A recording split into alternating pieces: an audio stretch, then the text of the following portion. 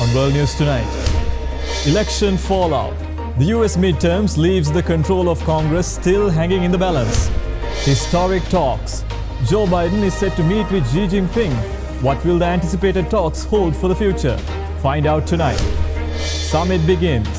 ASEAN leaders join the opening session of summit in Cambodia. It's the season.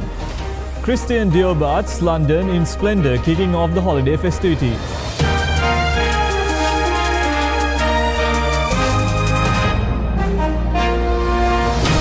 This is Derana World News Tonight. Reporting from Colombo, here's Danilu Witanawasam. Good evening. Thank you for joining us on World News. We start off from the US. The United States is still waiting after the midterm election to find out which party will control the House and which will control the Senate. Vote counts are still going on in some key races. Tonight, officials in Arizona counting ballots with control of Congress still unclear. 3 Senate seats undecided. Incumbent Democratic Senator Mark Kelly ahead in Arizona. In Nevada, Republican Adam Laxalt with the lead. And in Georgia, the runoff campaign has begun between Democratic Senator Raphael Warnock. Are you ready to do this one more time? And Republican Herschel Walker. We're in a tiebreaker. And that's why I said I'm not giving this seat up. The runoff election scheduled for December 6th, after former President Trump was expected to announce his presidential run. And tonight, some top Trump advisors are urging him to delay it.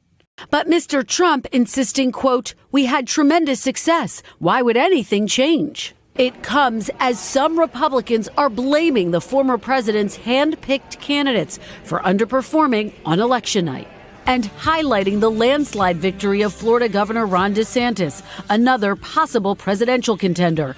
But one Trump-endorsed candidate, J.D. Vance, who won the Senate race in Ohio, says Mr. Trump remains the most popular figure in the Republican Party. And tonight, Republicans are still favored to take over the House, touting some big wins, including inroads with Latinos, Monica de la Cruz becoming the first Republican to win her heavily Latino Texas border district, and victories in deep blue New York, including Republican Mike Lawler, who beat top Democrat Sean Patrick Maloney. Lawler saying Republicans should move on from former President Trump. More stories on the election. After a landslide re-election win, Ron DeSantis was marked as the Republican Party's top rising star. But with Donald Trump expected to announce a 2024 presidential bid next week, the Florida governor must decide if he's ready for the political fight. And I look forward to the road ahead. He was arguably the biggest winner of the U.S. midterm election in an otherwise lackluster showing for Republicans. And now Florida Governor Ron DeSantis, who trounced his Democratic rival to win re-election, has cemented himself as the Republican Party's top rising star. It would, by the looks of it, be the political fight of his life, with former President Donald Trump, just days before the midterms, already targeting the Florida governor, making his usual braggadocious claims and resorting to name-calling. We're winning big, big, big in the Republican Party for the nomination like nobody's ever seen before. Let's see, there it is, Trump at 71, Ron DeSanctimonious at 10%. But Trump is increasingly viewed as toxic by some Republicans who blame him for the party's underwhelming performance in the midterms. Still, Trump is expected to announce his candidacy next week. Trump also faces a dizzying array of legal headaches, including his efforts to overturn the 2020 election and his removal of classified documents from the White House. But he could still be the favorite in a primary matchup against DeSantis or any other Republican, as he remains intensely popular with his party's base and is sitting on a massive campaign war chest that will only grow larger. DeSantis, however, has also proven to be a dynamic fundraiser, smashing prior gubernatorial records by raising more than $200 million since early 2021. And he is especially popular with conservatives for taking the lead in culture war issues concerning race and gender, getting into a well-publicized spat with the Walt Disney Company over his support of the controversial law nicknamed Don't Say Gay by opponents that prohibits the teaching of gender identity concepts to young children. His age could also be a plus. At 44, DeSantis is more than 3 decades younger than the 76-year-old Trump and current President Joe Biden, who turns 80 on Sunday. Biden, who beat Trump in 2020, said he intends to run for re-election and will make a final decision by early next year. At a press conference this week, Biden was asked this. Who do you think would be the tougher competitor, Ron DeSantis or former President Trump? And how is that factoring into your decision? It'll be fun watching them take on each other. Hurricane Nicole has made landfall in the U.S., seizing on the chronic vulnerability of the Florida coastline, eroding beaches. It struck at a Category 1 storm, triggering widespread power outages, leaving many homes and structures crashing into the sea. No one expected this after a Category 1. On the Florida Atlantic coast, much of the beach in Volusia County is gone, washed away by a 5-foot storm surge. As the sand disappeared, the foundations for waterfront homes crumbled. This house just fell down. The seawater piled higher and higher by 75-mile-per-hour winds, and at daybreak an unusually high tide, thanks to the almost full moon.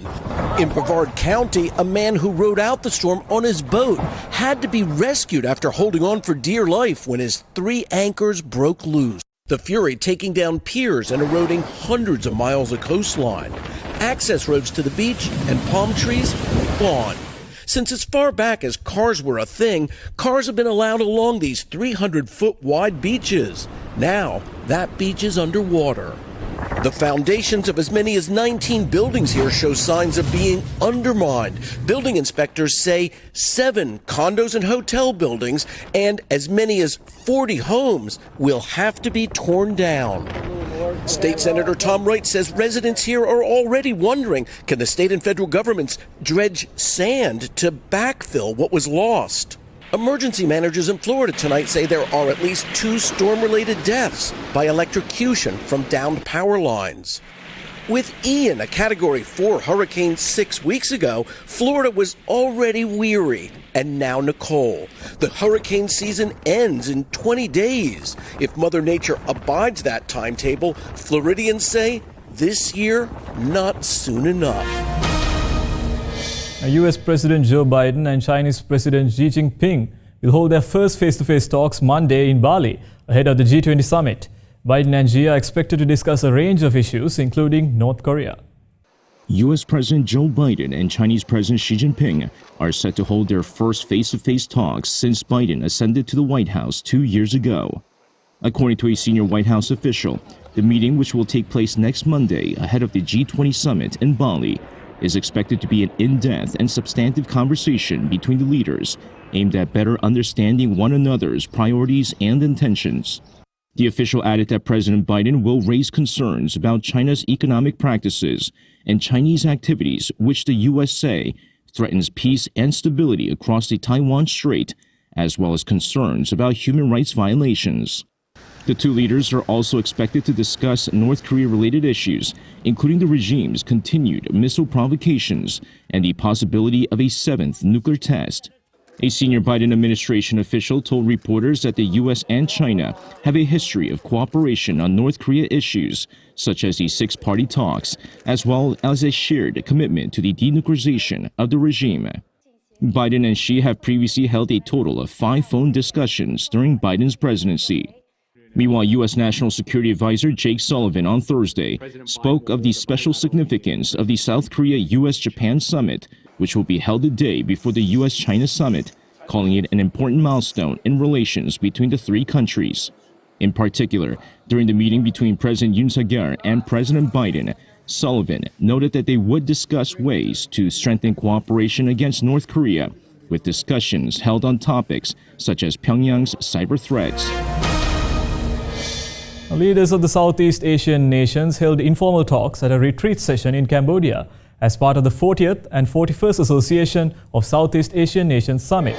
Cambodian Prime Minister and ASEAN host Han Sen, as well as representatives and others from other countries in the bloc such as Brunei, Malaysia and the Philippines, were present at the meeting in Phnom Penh. Meetings at the summit are expected to be dominated by Myanmar's escalating violence and political gridlock, with increasingly frustrated members of the group struggling to get the country's junta to comply with an agreed peace plan. Earlier, the bloc said in a statement they had agreed in principle to admit East Timor as the group's 11th member. Let's take a short commercial break. More world news on the other side.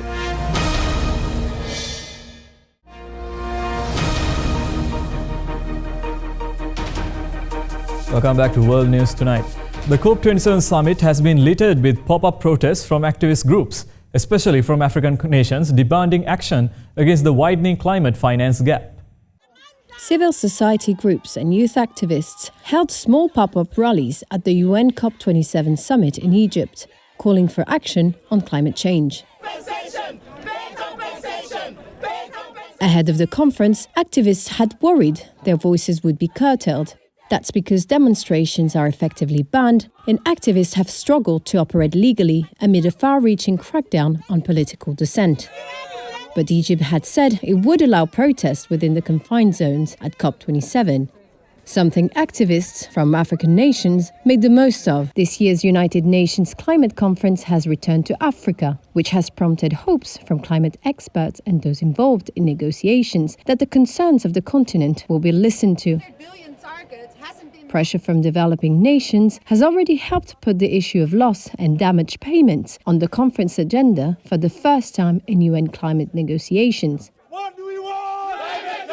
Many, like John Black, who is the executive director at the Women Environmental Programme, are already feeling the impact of climate change. Can Adaptation Fund pay for that?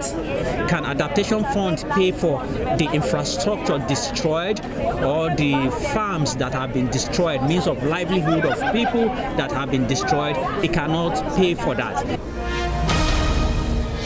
Ukraine's forces are pushing back against the Russian invasion, with troops moving faster towards retaking key captured areas such as Kherson. However, the tensions are still high following the sudden withdrawal. Ukrainian troops advanced towards Kherson in the south on Thursday, after Moscow ordered one of the war's biggest retreats. This video, aired on state television, shows soldiers in a square in the village of Sniorivka, about 35 miles north of Kherson city. Greeted by residents with the Ukrainian flag fluttering. Moscow ordered its troops on Wednesday to withdraw from the entire Russian-held pocket on the west bank of the Dnipro River. That includes Kherson city, the only regional capital Russia has captured in 9 months of war. Mikhail Podolyak, an advisor to President Volodymyr Zelensky, warned Russia planned to mine everything from apartments to sewers and to shell Kherson from the other side of the river, turning it into a city of death. Edward Arnold of London's Royal United Services Institute saw little sign Russia was capable of laying a sophisticated trap.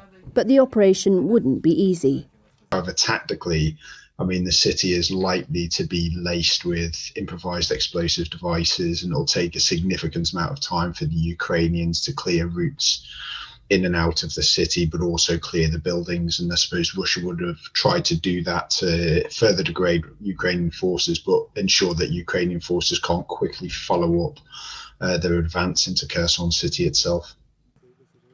Close to Sniorivka, in this hamlet on the front line, the guns fell silent for the first time since Moscow invaded Ukraine in February, suggesting the Russians slipped out before Ukrainian troops moved in. Russia's retreat order is one of the most humiliating defeats Moscow has suffered so far, coming just over a month after President Vladimir Putin proclaimed the annexation of Kherson and 3 other regions. State media and pro-Kremlin hawks defend it as necessary while acknowledging a heavy blow. Army Chief Valery Zaluzhny said Kyiv couldn't yet confirm the Russian pullout. Kyiv is usually silent about its own military operations. But he said Ukrainian troops had captured 12 settlements in 24 hours and advanced 4 miles. Russia denies abusing civilians in what it calls a special military operation. It evacuated thousands of civilians from the Kherson area in recent weeks in what Ukraine called a forced deportation. Victory in Kherson would strengthen Ukraine's case that it can defeat Russia on the battlefield, and may quiet voices calling on it to negotiate a deal and cede territory. Now, Finland is making preparations to brace against Russia, with forces fortifying already existing structures in precaution with hopes of joining the NATO. On a rainy day in Helsinki, the Finnish army is building a bunker. As Finland continues its bid to join NATO, and as the Ukraine war drags on, the country has been further fortifying its border with Russia. There's growing fear of retaliation from Moscow. Major Petteri Vatanen is supervising this operation. We have an exercise where we are constructing readiness constructions, little fortifications, where we practice the whole chain. How do we build these things from the beginning to the actual construction? This is, if I use the word really strong, it lasts direct hit from artillery or nearby hit from missiles or shots. So it lasts tens of kilos of explosives. They are really robust. This isn't just about fears of a military incursion, though. Finland's NATO bid has caused it to fear that retaliation could come in the form of Russia sending a flood of migrants to the border with the goal of destabilizing the country, similar to the crisis on the border between Poland and Belarus last year. In the coming months, Finland's government is expected to authorize its border guard to construct new fencing along over 150 miles of its 800-mile border with Russia. They expect it will take 3 or 4 years to complete. But as of now, Finland's accession to NATO isn't set in stone. It continues to negotiate with the Turkish government, a NATO member which has objected to both Finland and Sweden joining, on the claim that the Nordic countries support groups that Turkey considers terrorists. Twitter's new owner Elon Musk raised the possibility of the social media platform going bankrupt, capping a chaotic day that included a warning from a US regulator and departures of senior executives viewed as future leaders. It's the latest move by Elon Musk to ruffle feathers since he took control of Twitter just 2 weeks ago. In his first email to employees at the social media giant, the millionaire ordered workers back to the office. Remote work is no longer allowed unless you have a specific exception. Managers will send the exception lists to me for review and approval. The announcement brings an end to the company's optional working from home policy implemented in the early months of the pandemic. Musk in the past has denounced the practice, saying it allows people to avoid hard work. The ban comes just days after the new owner slashed Twitter's workforce by half, firing 3,700 employees. Cuts Musk says he had no choice over, arguing the company had been hit by a massive drop in revenue. Several brands, including General Motors, have paused advertising on the platform over concerns that Musk's fierce advocacy of free speech will lead to a rise in hateful content on Twitter. In a bid to reassure advertisers, the billionaire held a Twitter space on Wednesday about his plans for content moderation on the platform. Saudi Prince Al-Walid bin Talal and his kingdom holding company have a $1.89 billion stake in Musk's $44 billion takeover of Twitter.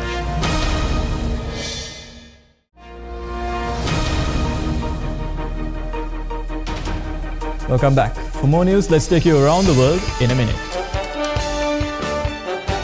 Mass interprofessional strikes led by multiple unions hit several French cities to demand an increase in wages. Demonstrations were also called across the country during the day, as unions are looking to fill the streets in a show of force to push their demand amid the soaring energy prices as well as rising inflation.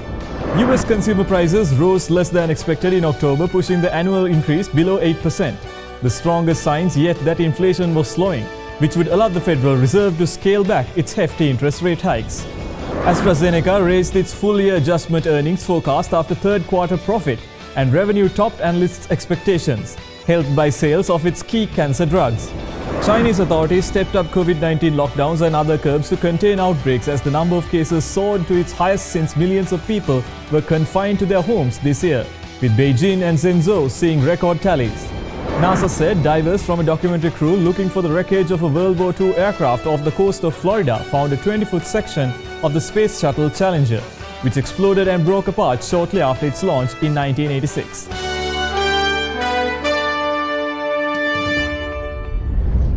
That is all from us here at World News Tonight. Join us again on Monday as we keep you up to date with the latest from around the world. In case you missed any of the stories tonight, you can watch the whole program on our YouTube channel, youtube.com/otherderana English.